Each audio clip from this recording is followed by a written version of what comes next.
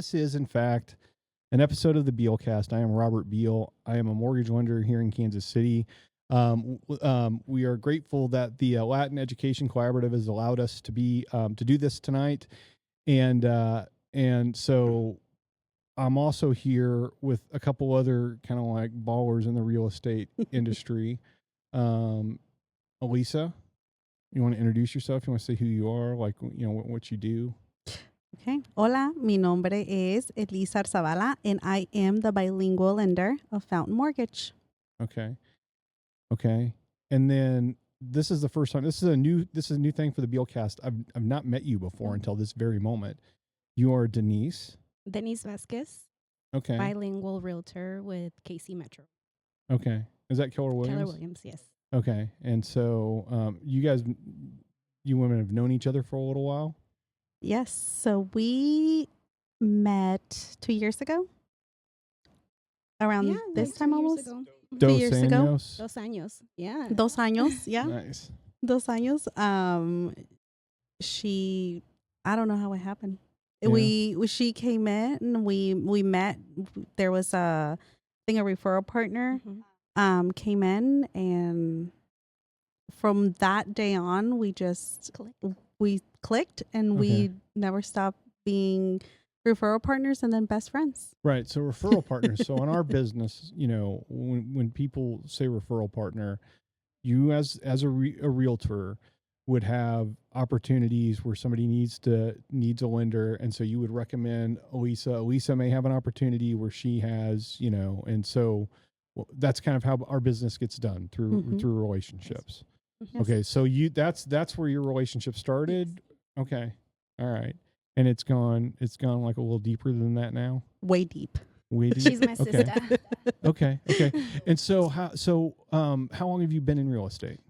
About, I would say 2 years. 2 years. I got licensed right before COVID. Okay. I was a CNA. Girl, that's like 5 years. Well, see, I got licensed but didn't start right away. Okay, I see what you're saying. Okay, yeah, that's when COVID happened. And I was a CNA at a nursing home in the Alzheimer's unit. And we got hit pretty hard. So I didn't know what to do. I didn't know what I was doing. Yeah. And I said, you know what? I'm just going to stay where I'm at.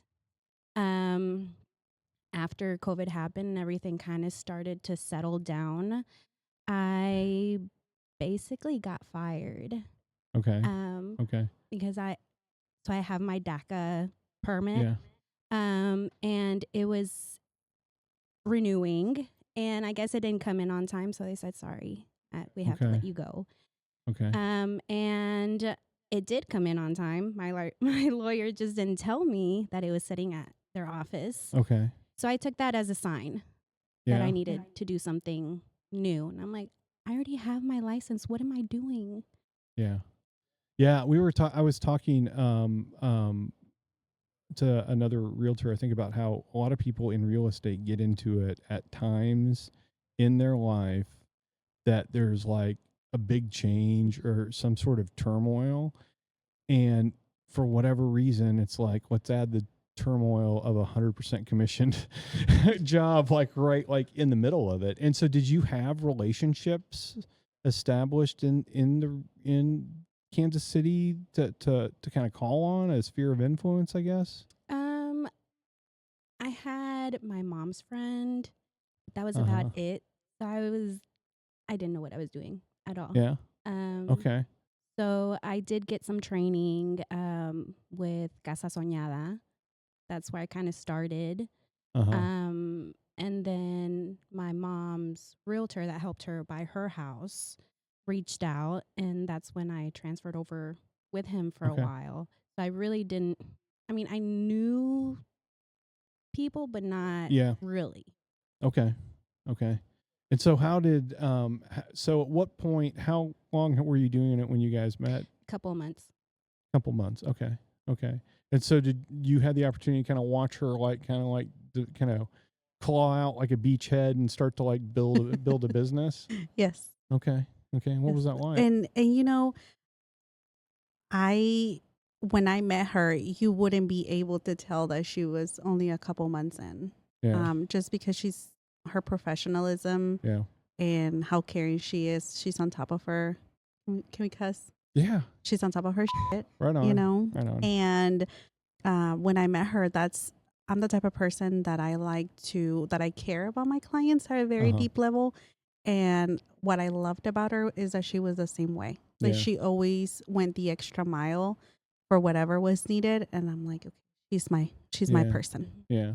I think that, relationship, I mean, it just is always ends up being a theme. Mm-hmm. And, a relationship is built on the experience that you have with somebody, right? And so, we know that we can, get the deal and it's going to pay, right? We understand that's like part of the deal, but we want to, we see an art and we see like something else there, right? An opportunity to build not just like one deal, but like a relationship with somebody. And obviously, in the way that the universe is supposed to work, you put goodness out there and you look out for ways to protect somebody that's going to come back to you.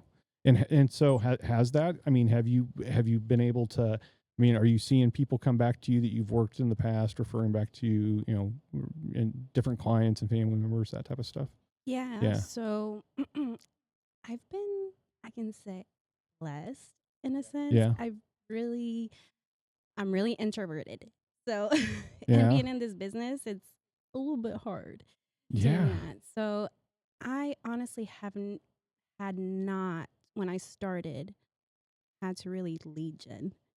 It was like people kind of knew me and would reach out and would say, "Hey, I heard that you really love helping people." Yeah. Honestly. So, yeah.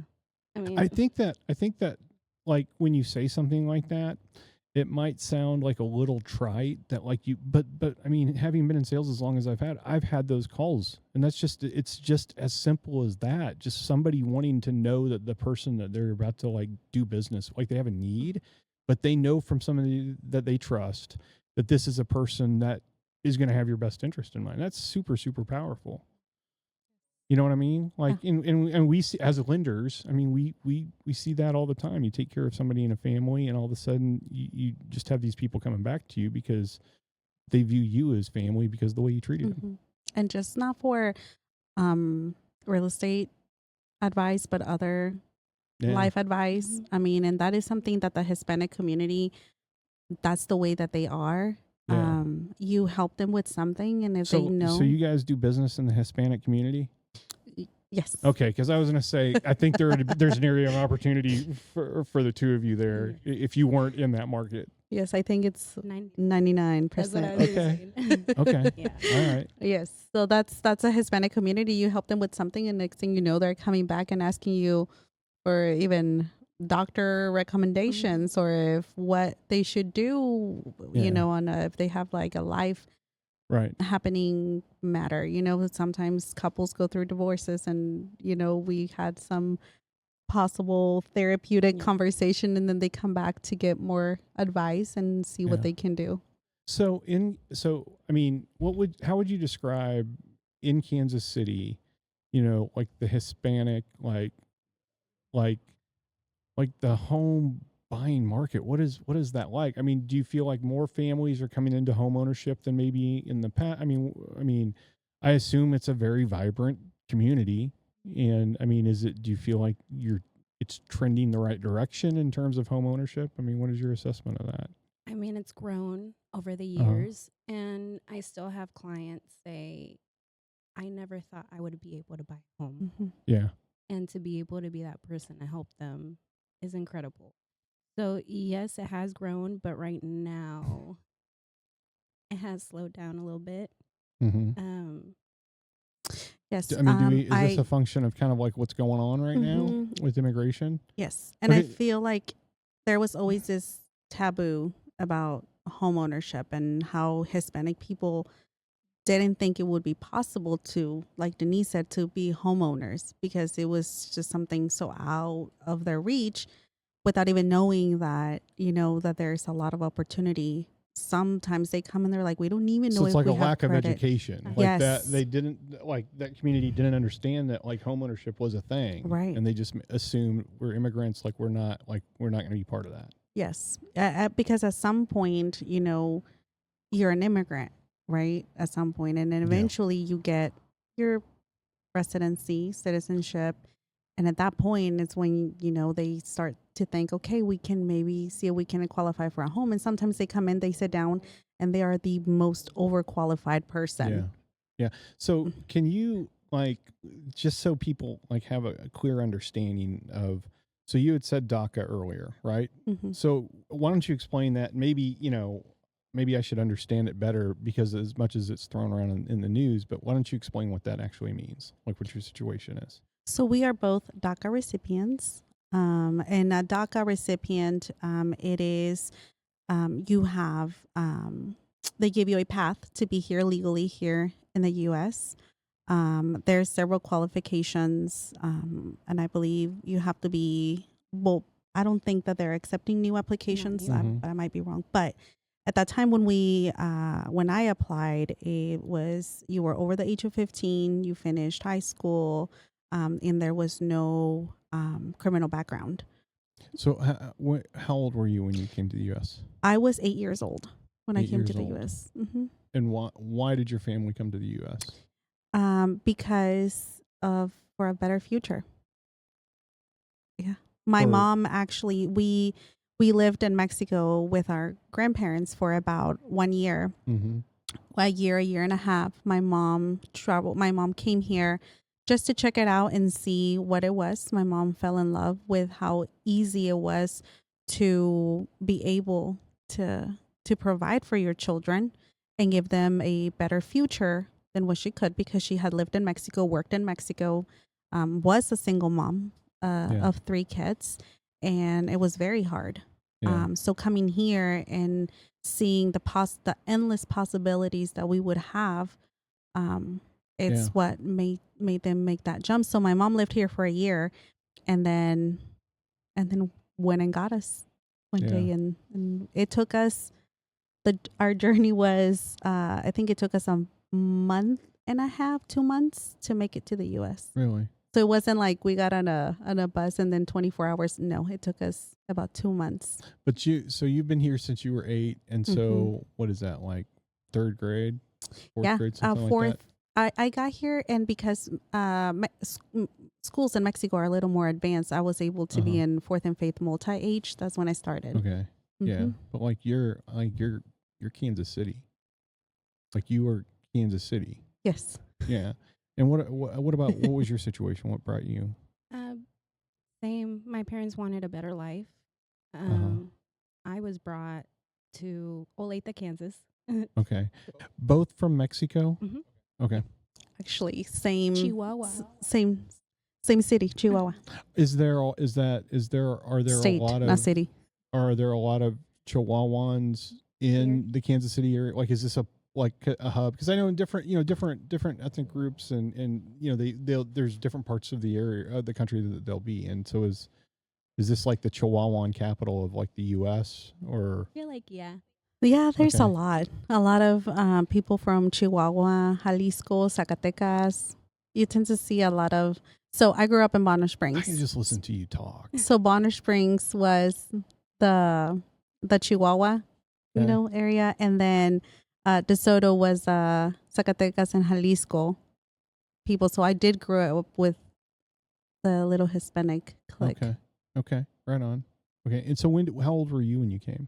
I was about 5 Okay. when I was brought. Wow.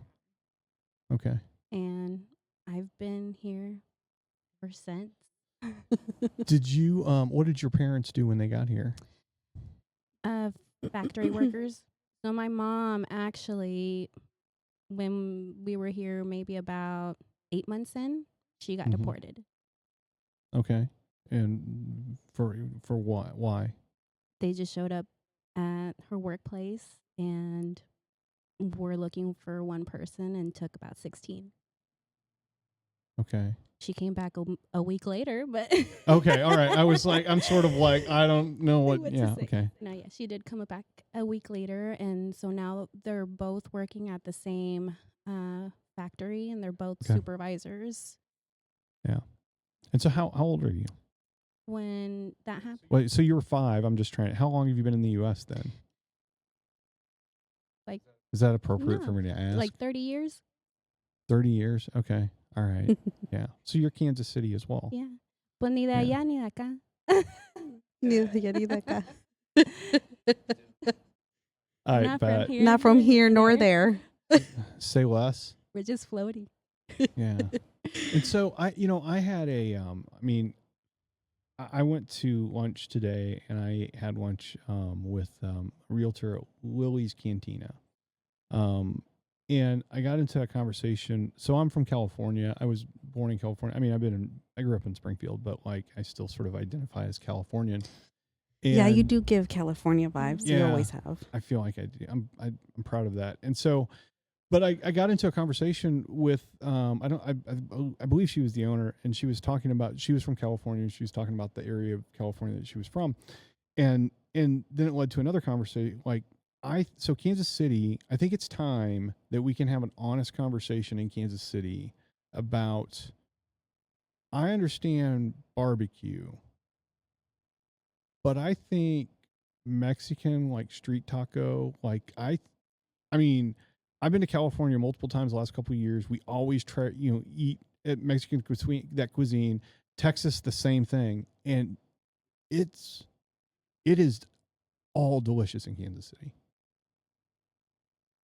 Yes. Right. So you agree, Yes. right? So I think that's like, if you want to talk about like, hey, the top 10 reasons to be in Kansas City, or whatever, if you're going to talk about like what is a Kansas City thing, barbecue is a Kansas City thing. I think that we need to be talking about like Mexican food, street food, tacos in Kansas City. It's just that good. Yes. It's divine. It is. And not because we are from Kansas City. I've been to Oklahoma, and I don't think that I've had a good experience with Mexican food down in Oklahoma. No, I'm just So- saying like Kansas City's Mexican food is like amazing. Some of the best in the country, I would think. So, Yes, because a lot of people from Chihuahua. Yeah. They're just So is that like, is there a Chihuahuan cuisine? So everybody is just like, for example, tamales from the north Uh-huh. and tamales from the south are completely different. So in the north, we make them with corn husk, Okay. and on the south, they make them with like a banana What's banana? banana leaf. Okay. But I Okay. like the ones from the north more. Yeah. Do you get what I'm saying when I talk about like the Mexican food in Kansas City? Like it's like next level. Pretty good. But I mean, he's from Southern California. They so- say California is good. I mean, they say that California Mexican food doesn't compare to Kansas. So I think that's still open for debate, because Yeah. we would have to go to California and try that. I food think out. I'm just like in a Mexican food era. Like I love barbecue, but it's just like it's been like 25 years of just barbecue, and I'm sort of like, I think that's, if it's there, I'm gonna eat You it. in your Mexican food era? I think I'm, yeah. Earlier I was talking about how I think I'm in my Soldier Boy era. It's just weird, like the different, the eras that I find myself going through. But just you should know that, like, even when you're 50, you can like kind of like have your own eras. You Your can own kind of eras. redefine it.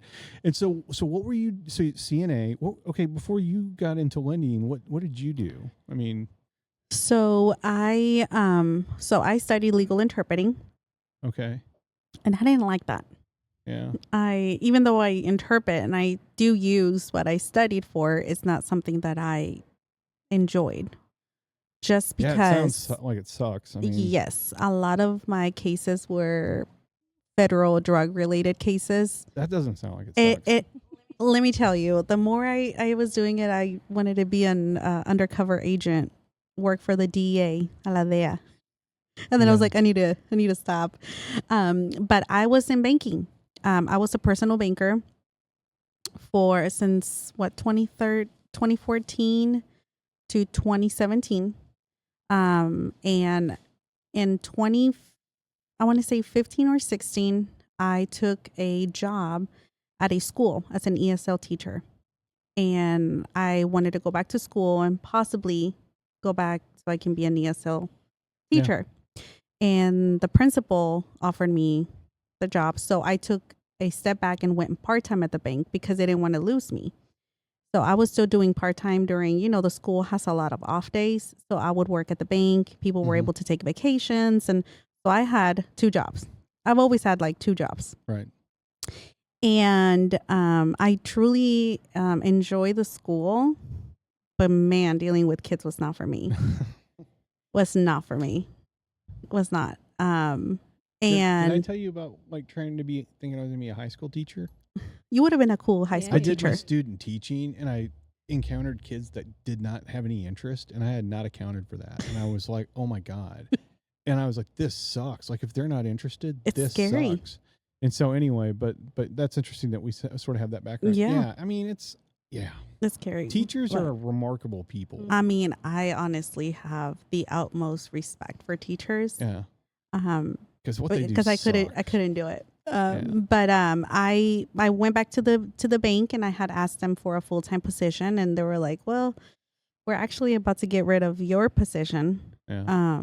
And I was actually I had the most seniority at that bank, but I was the one that had stepped down. So when I stepped down, I kind of lost that seniority, and I didn't know what I was going to do.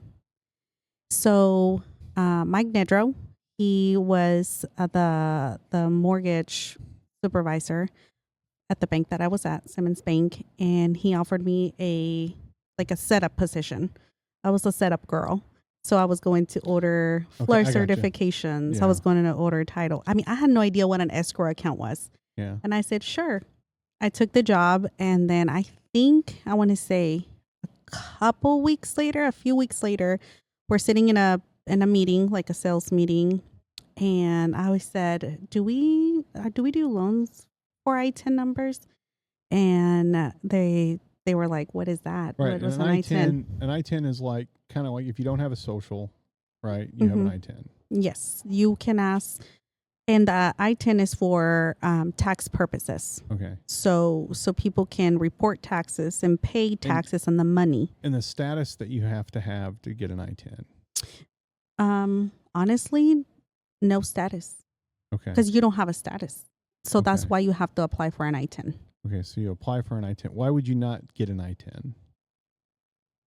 Because you have a social. Right. But I'm just saying, like, if you don't have either and you apply for an I-10 and you got turned down. Oh, no. You can't. I don't think you can get turned down. The IRS wants their money. Okay, so there's no screening. Okay, fine. That makes sense. Okay. You just but because it's not you a fill social, out that. I think you fill out the W-7 and you send your passport and matricula, or 2 forms of IDs, and then they send you your number. Okay. So you don't have a social. So an I-10 is like a way somebody who doesn't have a social, they might have that and they can finance, because a lot of like conventional financing, traditional financing might have issues with it. Yes. Correct. Okay. I don't know at what point it turned where people started establishing credit with their I-10 because it is a 9-digit number. Yeah. So from there, Bank of America offers credit cards to I-10 holders. I believe Capital One offers. Okay. So it's coming more, I think more used, more popular. It's easier for people to get credit now with I-10s. Okay. So they didn't know what an I-10 was, and they went up to management, and they're like, yeah, why not? I mean, if they pay taxes. And from there, it was wildfire. Yeah. I mean, I was taking applications, processing applications. What year was this? This was in 2017. Okay. Processing applications. I mean, it was busy. And then we had some clients didn't have a credit score with their I-10. So the bank came with a point system. So if you open a checkings account, you get this many points. You open a savings. So we had it down to the math of what products you had to get in order to qualify for a loan. Right. So that opened the doors, and it was a wonderful system. Yeah. In the 2 years that those loans were done, there was a 0 default on those loans. See, I think I freaking hate guidelines because they are not designed to get people qualified for homes. They're designed to like risk mitigation for the investors, you know. And so I think you know, for us as loan officers, you know, we need to understand the products because we know how to work them best for like our clients. But I mean, that's an example, you know, no defaults, right? These people know how to like manage their money, like they understand it. But because, you know, there's obstacles, you know, they have to have these other resources.